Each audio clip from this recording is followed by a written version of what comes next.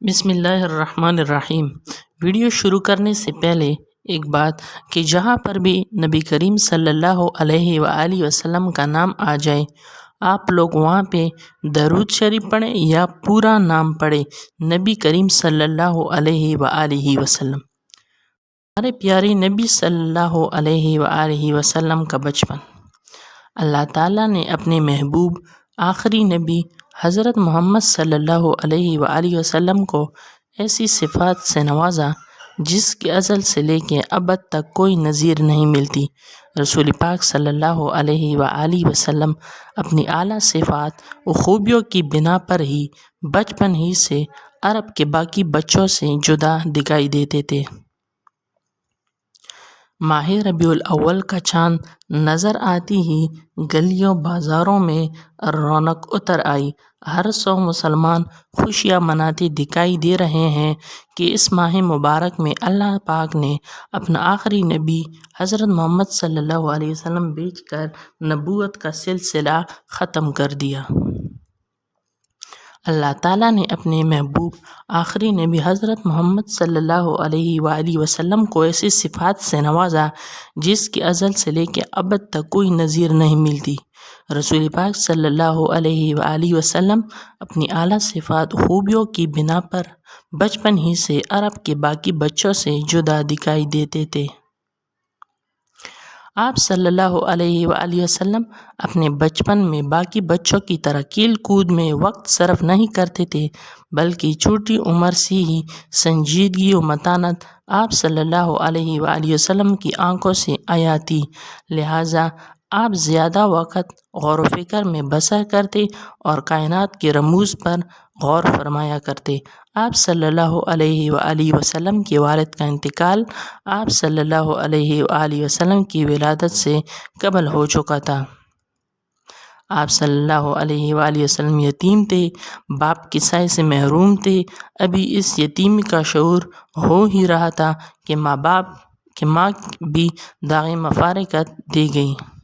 آپ صلی اللہ علیہ وآلہ وسلم کے انتقال کے بعد دادا عبد المطلب نے آپ صلی اللہ علیہ وآلہ وسلم کو سینے سے لگا کر پرورش کرنے کا ارادہ باندھ لیا، مگر اللہ کو کچھ اور ہی منظور تھا۔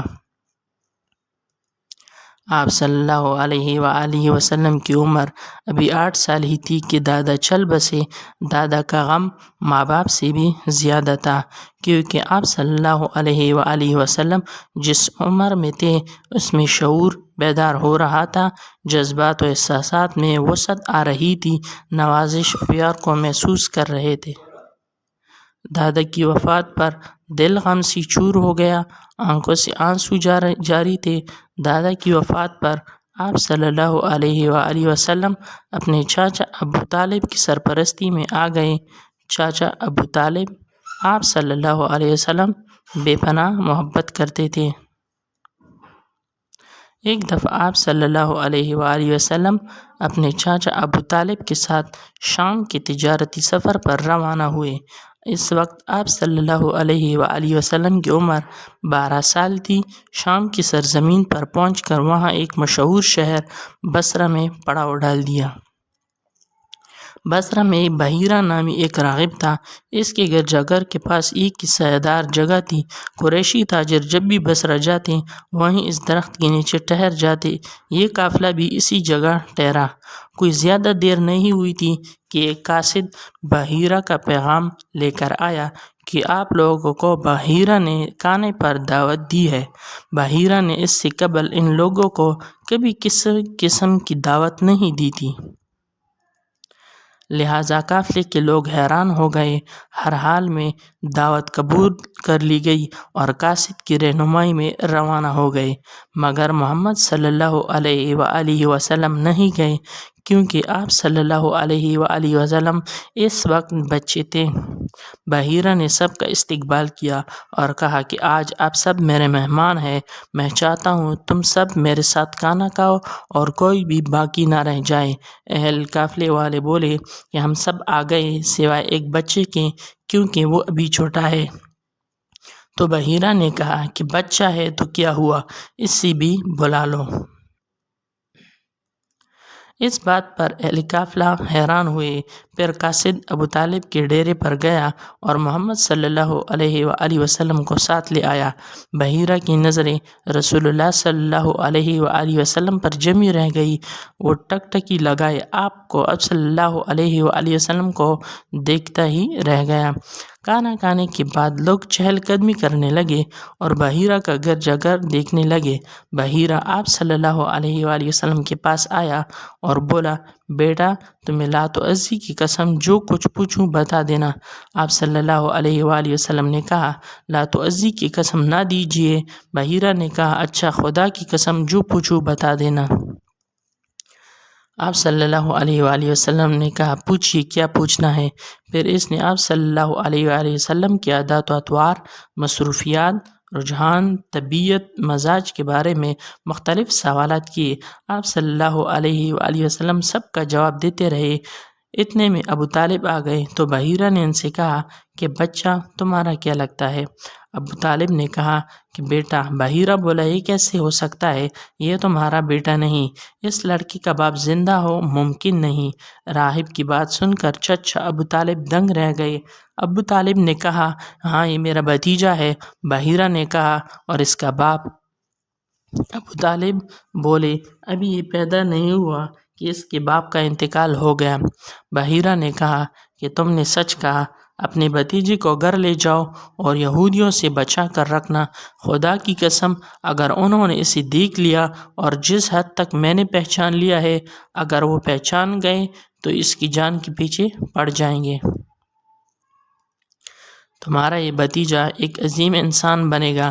پھر وہ واپس چلا گیا اور زیر لب کہتا جا رہا تھا، میرا اندازہ بالکل صحیح نکلا۔ اس طرح جب آپ صلی اللہ علیہ وآلہ وسلم اپنی رضائی ماں حضرت حلیمہ رضی اللہ تعالیٰ عنہ کے گھر رہائش پذیر تھے تو تب بھی بی بی حلیمہ رضی اللہ تعالیٰ عنہ نے آپ صلی اللہ علیہ وآلہ وسلم کو اتنا جان لیا تھا کہ آپ کوئی عام بچے نہیں ہیں، کیونکہ جب سے بی بی آپ صلی اللہ علیہ وآلہ وسلم بی بی حلیمہ کے پاس آئے، بی بی حلیمہ رضی اللہ تعالیٰ عنہ کے گھر میں معجزات کی برسات ہو گئی۔ رسول پاک صلی اللہ علیہ وآلہ وسلم تمام بچوں سے مختلف طبیعت کے مالک تھے۔ آپ صلی اللہ علیہ وآلہ وسلم میں باقی بچوں کی طرح شرارتیں اور شوخیاں نہ تھیں، بلکہ آپ صلی اللہ علیہ وآلہ وسلم بچپن ہی سے اسرار کائنات پر غور و فکر کرتے رہتے۔ آپ صلی اللہ علیہ وآلہ وسلم کی دانائی اور دانشوری بچپن ہی سے آپ صلی اللہ علیہ وسلم کی آنکھیں سے جب لگتی تھی۔ اگر آپ صلی اللہ علیہ وآلہ وسلم کے نام کو دیکھا جائے تو ان جیسا نام پورے عرب میں کسی کا نہ تھا۔ آپ صلی اللہ علیہ وآلہ وسلم کے داداکار، یہ 3 حروف پر مشتمل نام جو کوئی بھی سنتا حیران ہو جاتا کہ اس سے پہلے اتنا خوبصورت نام کسی نے نہ سنا تھا۔ آج ہم اپنے بچوں کی تربیت اگر رسول اللہ صلی اللہ علیہ وآلہ وسلم کی شخصیت کو سامنے رکھ کر کرے تو یقیناً ہمارے نونہال ایک بہترین معاشرہ بنانے میں کامیاب ہو سکیں گے۔ اسوہ رسول صلی اللہ علیہ وآلہ وسلم صرف بڑوں کے لیے ہی نہیں بلکہ بچوں کے لیے بھی نمونہ ہے کہ ہمیں ان جیسے عادات و اطوار اپنا کر تمام برائیوں سے بچنا ہے۔ اپنے بچوں کا رجحان سیرت نبی صلی اللہ علیہ وآلہ وسلم کی کتابیں پڑھنے کی طرف یہ کہانی کی صورت میں اپنے بچوں کو نبی پاک صلی اللہ علیہ وآلہ وسلم کی سیرت اس طرح بیان کرے کہ سیرت نبی صلی اللہ علیہ وآلہ وسلم ان کے لیے رول ماڈل بن جائے۔ Follow for more Islamic videos Mr Zia Ullah YouTube channel.